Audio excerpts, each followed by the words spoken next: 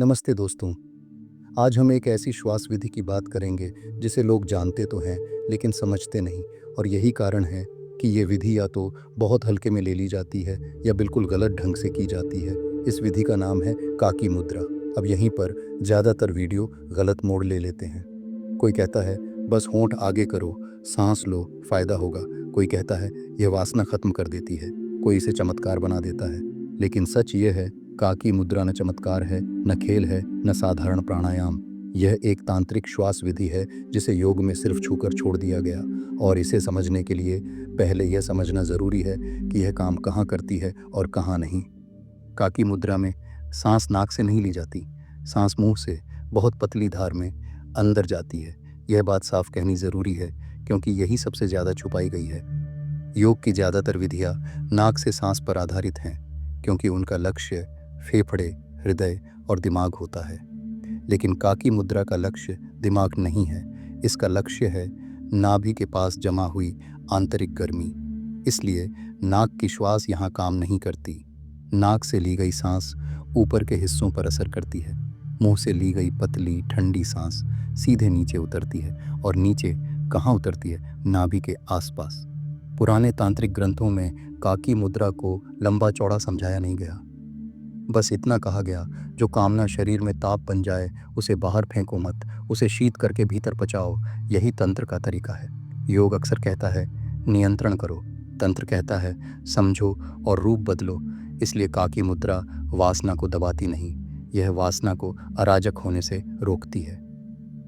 असल काम नाभि में क्या होता है? दिन भर की अधूरी इच्छाएं, दबा हुआ डर, अनकहा गुस्सा, ये सब दिमाग में नहीं टिकते। ये सब नाभि के पास गर्मी बनकर जमा होते हैं। इसलिए जब आदमी बेचैन होता है तो सिर से ज़्यादा पेट कसता है। काकी मुद्रा में जब मुंह से पतली सांस जाती है तो हवा ठंडी होती है। यह ठंडी हवा नाभि के आसपास की जमी हुई गर्मी को धीरे धीरे ढीला करती है। इसीलिए लोग कहते हैं पेट के अंदर ठंडक लगी, अजीब सी शांति आई, मन अपने आप धीमा हो गया। यहाँ एक बात बहुत साफ है, काकी मुद्रा लंबे समय तक नहीं की जाती। इसे ज़बरदस्ती नहीं किया जाता। इसे कामेच्छा को मारने के लिए नहीं किया जाता। आमतौर पर 3 से 5 श्वासें काफ़ी होती हैं। अगर इससे ज़्यादा किया जाए तो दबी हुई चीज़ें तेज़ी से ऊपर आ सकती हैं, जिससे बेचैनी बढ़ सकती है। इसलिए यह विधि धीमी है, सीमित है और समझ मांगती है। फायदे सही तरीके से करने पर नाभि की गर्मी कम होती है, बेचैनी घटती है, वासना की उतावली कम होती है, मन भारी नहीं रहता और रात में नींद अपने आप उतरती है। कोई चमत्कार नहीं, बस आंतरिक संतुलन। सबसे ज़्यादा गलत समझा जाने वाला हिस्सा शुरू होता है। लोग पूछते हैं अगर काकी मुद्रा नाभि की गर्मी को ठंडा करती है तो फिर अभ्यास के बाद अजीब डर, सपने जैसे दृश्य या तीव्र सेंसेशन क्यों आते हैं? सच ये है, काकी मुद्रा कुछ पैदा नहीं करती। यह सिर्फ जो पहले से जमा है उसे हिलाती है। नाभि के पास जो गर्मी जमा होती है वह एक जैसी नहीं होती। उसमें 3 चीज़ें मिली होती हैं: अधूरी इच्छा, दबा हुआ डर और रुकी हुई ऊर्जा। जब तक नाभि गर्म रहती है ये सब नीचे दबा रहता है और आदमी नॉर्मल दिखता है। लेकिन जैसे ही काकी मुद्रा से नाभि की पकड़ ढीली होती है तो वही चीज़ें ऊपर की तरफ हिलने लगती हैं। यही कारण है कि कभी कभी डर पहले आता है, शांति बाद में। ये उल्टा नहीं है, यह क्रम है। तंत्र में शांति पहले नहीं आती, पहले अवरोध दिखता है। अब इसे बहुत सीधे समझो। अगर किसी के भीतर दबी हुई वासना ज़्यादा है तो काकी मुद्रा के बाद कामुक विचार तेज हो सकते हैं। अगर किसी के भीतर दबा हुआ डर है तो काकी मुद्रा के बाद अचानक घबराहट या बेचैनी उठ सकती है। अगर किसी ने बहुत कुछ सालों से दबाया है तो काकी मुद्रा के बाद अजीब सपने या यादें आ सकती हैं। इसका मतलब ये नहीं कि मुद्रा गलत है। इसका मतलब ये है कि पहली बार नाभि सच बोल रही है। यही कारण है कि पुराने तांत्रिक इस विधि को हर किसी को नहीं देते थे। वे पहले देखते थे क्या व्यक्ति अपने अंदर उठने वाली चीज़ों को देख सकता है या नहीं। योग का रास्ता धीरे धीरे नियंत्रण सिखाता है। तंत्र का रास्ता धीरे धीरे ईमानदारी सिखाता है। और काकी मुद्रा तंत्र के रास्ते की शुरुआती सांस है। अब एक और भ्रम साफ करते हैं। कई लोग सोचते हैं अगर मुंह से सांस ली जा रही है तो यह शरीर के लिए नुकसानदेह होगी। यह आधा सच है। लंबे समय तक मुंह से सांस लेना नुकसानदेह होता है, लेकिन काकी मुद्रा लंबी श्वास विधि नहीं है। यह क्षणिक श्वास है, 3 से 5 सांसें बस, इससे ज़्यादा नहीं। इसीलिए इसे सामान्य मुंह की सांस से जोड़ना गलत है। यहाँ मुंह आदत के लिए नहीं, प्रभाव के लिए इस्तेमाल होता है। अब बात करते हैं नाभि और वासना के सीधे संबंध की। वासना सिर्फ यौन विचार नहीं है, वासना ऊर्जा की बेचैनी है। जब ऊर्जा को सही दिशा नहीं मिलती तो वह सबसे आसान रास्ता चुनती है, और शरीर में सबसे आसान रास्ता वासना बन जाता है। काकी मुद्रा इस ऊर्जा को मारती नहीं, यह ऊर्जा को रोकती भी नहीं, यह ऊर्जा को ठंडा करके संभालने लायक बनाती है।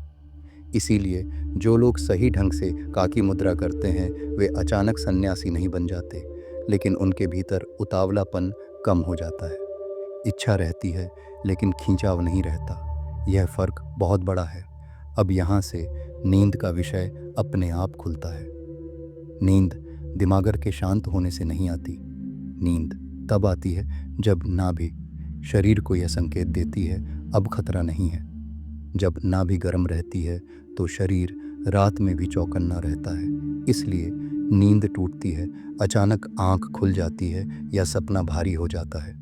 काकी मुद्रा नाभि की इस चौकसी को धीरे धीरे हटाती है। इसीलिए इसे सोने से ठीक पहले बहुत सीमित मात्रा में किया जाता है, न ज़्यादा न बार बार, बस इतना कि नाभि को संदेश मिल जाए और फिर सांस सामान्य छोड़ दी जाती है। यहीं एक महत्वपूर्ण बात आती है। काकी मुद्रा के बाद नींद को बुलाया नहीं जाता, नींद को रोकना छोड़ा जाता है। अगर कोई काकी मुद्रा करने के बाद जोर से सोने की कोशिश करता है तो असर उल्टा हो सकता है, क्योंकि कोशिश फिर से दिमाग को काम में ले आती है। इसलिए पुराने लोग कहते थे मुद्रा के बाद कुछ मत करो, बस लेट जाओ या बैठो या चुप रहो। यही चुप्पी नींद को रास्ता देती है। अब एक आखिरी बात बहुत ईमानदारी से, काकी मुद्रा हर दिन की साधना नहीं है। यह तब की जाती है जब भीतर गर्मी ज़्यादा हो, जब बेचैनी ज़्यादा हो, जब वासना बेकाबू लगे। अगर भीतर सब संतुलित है तो इसे ज़बरदस्ती करने की ज़रूरत नहीं। तंत्र में ज़बरदस्ती कभी नहीं सिखाई गई, और यही कारण है कि काकी मुद्रा आज भी आधे अधूरे रूप में मिलती है, क्योंकि पूरा सच सिर्फ वही समझ सकता है जो अपने अंदर उठने वाली चीज़ों से भागता नहीं। और यह साफ हो चुका है कि काकी मुद्रा कोई साधारण श्वास नहीं है, यह नाभि की गर्मी से सीधा संवाद है। और अब सवाल यह नहीं है कि यह क्या है, अब सवाल यह है इसे कब, कैसे और कहाँ रोकना है। क्योंकि तंत्र में जो सबसे ज़्यादा बिगड़ता है वो ज़्यादा करने से बिगड़ता है। अब पूरा क्रम बिल्कुल ज़मीन से जुड़ा हुआ समझो। रात का समय, दिन भर की थकान अभी शरीर में है, मन भी बहुत ज़्यादा उछला हुआ नहीं है। यही सही समय है। तुम बैठते हो या लेटते हो, रीढ़ बहुत सीधी करने की कोशिश नहीं, बस शरीर को इतना मौका देते हो कि वह कसाव छोड़ सके।